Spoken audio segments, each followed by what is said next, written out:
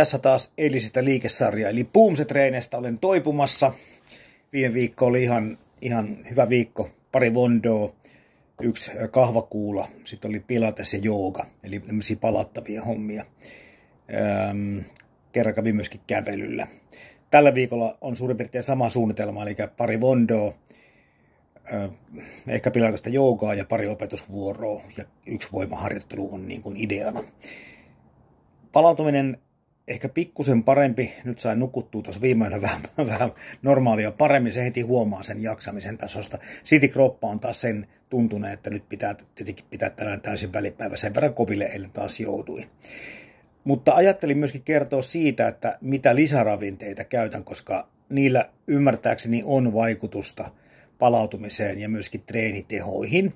Se, mitä mä yleensä käytän noin niin kuin muutenkin, nyt ei puhuta pelkästään tästä vyökokeesta ja tästä projektista, vaan mun niin kuin päivittäisessä vuosikierrossa seuraavat systeemit. Eli mä vedän omega-3 muutaman napin ja sitten tyrnimehua ja D-vitskua, näin niin kuin melkeinpä oikeastaan ympäri vuoden. D-vitskuja välttämättä en sitten kesällä niin paljon, kun sitä auringossa tulee oltua kuitenkin. Mutta sitten nyt tätä projektia varten pelkästään, niin tuossa on sitten se kasa.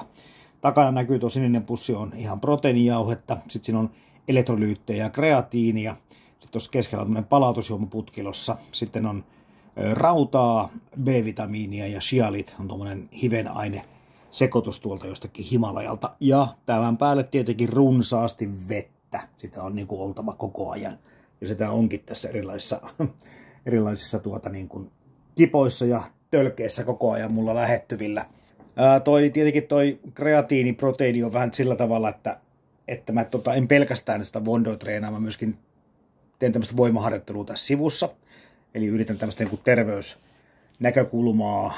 Ikääntyvien olisi hyvä että lihaskuntoja tehdä tai voimaharjoittelua tehdä reippaasti. Ja tuossa semmoinen sitten proteiiniapu vähän niin kuin siihen liittyen ja myöskin sitten siihen, että mä välillä kevennän syömistäkin jonkin verran. Eli sitten päivittäin tulee syytyy salaattia. Joskus sitten treenipäivinä ei välttämättä, jos ei muuta ole, niin ainakin tuosta vähän proteiinia ja elektrolyyttiä sitten nesteytystä hoitamaan sitten siihen päälle. Joka tapauksessa näistä, niin kun, onko huomannut hyötyä tai en, niin mun on sanottava, että aloitin samaan aikaan tuon lisäraudan syömisen ja tuon B-vitamiinin, ja sillä oli ehkä semmoinen niin kuin selkein vaikutus. Eli alkoi tuntua siltä, että tässä on niin kuin nyt paremmin, tai ei ehkä sitten paremmin voima, vaan no joo, kyllä paremmin voima, koska alkoi tuntua siltä, että ei väsytä iltapäivällä töitten ja syömisten jälkeen niin paljon. Ja se ajoittui siihen niin kuin pari päivää, melkein päivä 2 heti tuon rautatablettien ja B-vitamiinien aloittamisen jälkeen. Mä jotenkin veikkaan, että sillä oli joku merkitys. Noista muista en ole yhtään varma, mutta niin kuin sanottu, niin projekti on sen verran vaativa, että on ostanut tuommoisen läjän noita aineksia ja vedän ne tuonne joulukuun puoliväliin saakka. Riittää varmaankin osaa, jos ei riitä, niin voi nostaa vaikka lisääkin, melko varmasti riittää. Rautatablettia aloin syödä sen takia, kun käyn myöskin säännöllisesti verta luovuttamassa 3 kertaa vuodessa, ja nyt sitten edellisellä kerralla oli 139 hemoglobin, joka on mulle äärettömän alhainen.